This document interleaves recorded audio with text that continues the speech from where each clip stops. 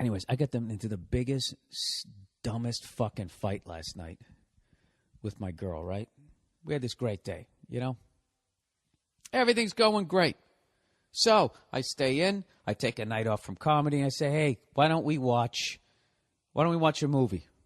You know what I mean? Cap off this wonderful fucking day. Everything's going great. What could go wrong? This is like the beginning of a horror movie where they just show like the perfect family and everything's great and people are wearing like white linen, you know? And then all of a sudden they just start showing the camera in the bushes like a POV of like Mike Myers. This is basically what happened. So 60 Minutes comes on, right? Who doesn't want to watch that show and pretend they're smart? You know? I like it. Some Morley Safer comes on. And you know he smells like an old person. Some old people don't smell like old people, but he looks like he smells like an old person. You know? Smells of cigars, ashtrays, you know? A couple of wars, maybe a date rape. So, he's interviewing Meryl Streep. All right? The great Meryl Streep. And they're going through all her old friggin' life and all the movies and all the different characters that she's played.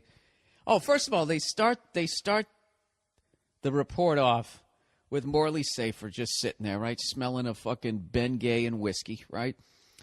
And he says how over in England, they, I don't know. They make their actors, they award them by calling them lords and they knight them. But over here in America, all we do is just give them this shiny statue. And it's just like, he starts off right off the bat for some reason just shitting on America. I don't know why. Like an Oscar is somehow beneath Sir Anthony Michael Hall. I mean, or Lord, what? Lord of what? Lord of what? At least you can fucking hold our statue. You're Lord of what kingdom? That phony horseshit that you have with Prince Charles and the Popper or whatever the fuck is going on over there? You know? Look, if the Rothschilds knight you over there, then that fucking means something. Then you can become part of their yacht convoy as they go around the world, figuring out how to take over another currency, right? Then you're in with them, okay? But if you're fucking, Lord of this and your wingman is the Duke of Elton John, I mean, the whole thing is fucking stupid, right? So right off the bat, it's already bugging me. But I know Nia hates when I talk to the TV, right? So, I keep my big fucking yap shut. And they start talking about Meryl Streep, going through the whole thing. And then the old guy there, smelling of, prescription meds, goes, whenever they talk about the roles you play, they always say, you play independent-minded women, very strong women. And Meryl goes, I know, that's what they say. When a guy, they never say to a guy, oh, you're playing a strong-willed character, yada, yada, yada. I let that go, whatever, no biggie. I'll take that. It's probably true. What the fuck do I know? I'm not a woman, right? But then they show her after she played Margaret Thatcher, and she's given a speech to a bunch of women's, young girls, and she's trying to inspire them. And she takes a quote from Margaret Thatcher, and it was something along the lines of, if you want a bunch of people to stand around talking about doing something, you got to talk to men. But if you want it to actually get done, you got to get a woman. And then all the chicks go, woo, like flipping out, right? So I laugh, and I'm like, yay, reverse sexism, right? Just seeing, my whole fucking theory, how everybody is just a piece of shit. You just don't have the power to act out what the fuck you want to do. Because that right there, if you flip that around as a guy, if you're running for president, it's fucking over. You can't be like, let me tell you, and I'll tell you what, after I get you jobs, and after I fix this economy, okay, and I'm the man to do it, because I'll tell you right now, if you're looking for someone to stand around and talk about doing something, you get a woman. You want to get it done, you got to get a man. Here are my nuts, right here on the podium. Vote for me November 4th. Go fuck yourself, right? You did that, your presidential campaign's over. She does it. It's fucking adorable. And it's just as fucking ignorant. You know what I mean? What the fuck do you get off saying that we stand around and do nothing, Meryl Streep? Huh? Or quoting Margaret, and you too, Margaret Thatcher. Let me tell you bitches something, all right? We faked a fucking lunar landing. Okay, you think that's just talking? Anybody can land on the fucking moon. That's easy. But to pretend you did it, all right, and get everybody to shut the fuck up about it, that right there, that takes skill. So whatever. So I make that little comment.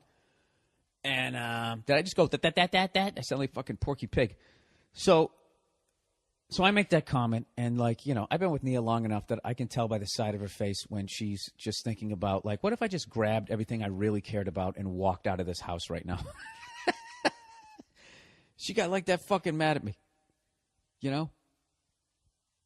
And I'm like, she's just like, right after the story was over, she just shut the fucking thing off.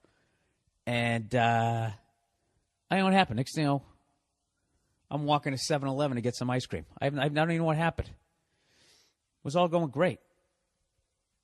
You know, am I the asshole there? What am I? Am I supposed to just fucking sit there with my mouth hanging open with drool coming out when I watch TV? If somebody says something douchey, I'm not supposed to say it?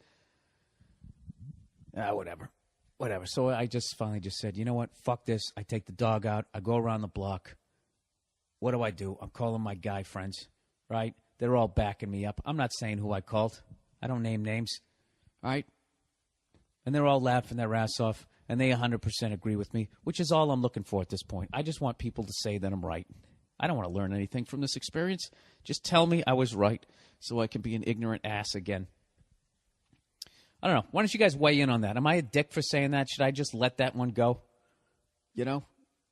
Oh, you know what she said that fucking drove me up the wall? She goes, why are you... She didn't say intimidated. She used one of those words. Why are you threatened by what she said? It's like, I'm not threatened. Jesus Christ. Then I take the bait. You know, it just sends me right over there. Like, threatened about what? Oh, my God, this person that I don't know, who has never called me, nor will ever call me, who has no effect on my life. How do you get threatened by that? I'm just calling it for the bullshit that it is. Because you know what? This is what fucking drives me nuts. I can't stand when somebody tells me that their shit sandwich tastes worse than my shit sandwich. Okay? Go fuck yourself. At what point am I supposed to have empathy as I'm sitting here eating a shit sandwich and you're telling me how much worse yours is? You know, at the end of the fucking day. You know what I mean? Sure, mine might be on, a better slice of bread, which I guess would make it taste a little bit better, but at the end of the fucking day, right? The end of the fucking day. All right? I'm going to end up in a FEMA camp with you. Okay? You think when the next fucking psycho comes along, I'm going to make the cut? What the fuck what do I bring to the world? Huh? Exactly. I'm going to be standing right next to you. So go fuck yourself. This fucking woman, every time she sneezes, they give her another goddamn award. She's still bitching. Still fucking bitching. You know, it's ridiculous. I remember when I did this Oscar-nominated part. Oh, go fuck yourself with your wigs. The whole thing just, that's what fucking pisses me off when I watch this shit. If you really want to know my perspective, is from where I come from, I can't bitch about shit because everybody's like, oh, go fuck yourself. You hit the lottery, right? But I got to sit here and listen to you, bitch, even if you're fucking killing it. Even if you're killing it. You know? Yale School of Drama. And he stepped on the bull. Go fuck yourself with your goddamn yachts. All right, there you go. That felt good. It's probably ignorant. Holy shit. Halloween's coming up. I haven't even bought a pumpkin yet. What the fuck is that all about? Hey, how come there's not pumpkins the whole time of the year? Are those things seasonal? You know, like tomatoes. Evidently, tomatoes are seasonal. We just don't realize that, which is why they taste like shit 90% of the year. Or, according to Jimmy Dore, they pick them before they're even ripe and they just paint them red. Is that true? I mean, how long would that take to sit there with that little fucking Crayola? And wouldn't they taste like wax? What's the deal with pumpkins? You can get pumpkin pie the whole year round, but you never see them. I'm going out of my fucking mind, people. My voice is killing me. I have something to do here in fucking 40 minutes. So this is going to be a quick podcast. And this time, I actually mean it. Because it's going to cost me money if I don't get off the phone here in 40 minutes. Are pumpkins seasonal? I didn't even get back to that. I gotta get. You know what happened last year is I carved up a couple of them, but I carved them up too early, and they started to dry out. And the thing that I had carved in there, this scary looking face, and I'd carved like a whole silhouette in the background. You know what I mean? It's like I carved out like a big circle 3/4 of the way, and then on the bottom I carved the head into the bottom part of the circle. So then the candle was behind it. It fucking lit this thing up. It was awesome. But the weight of the face, considering it wasn't connected to any other part of the pumpkin, it started to fall into the hole as it dehydrated. And it really wasn't scary come Halloween. It was just kind of sad. It looked like a defeated demon. Like he was looking up in the air like, God, what do I have to do to scare people? Yeah.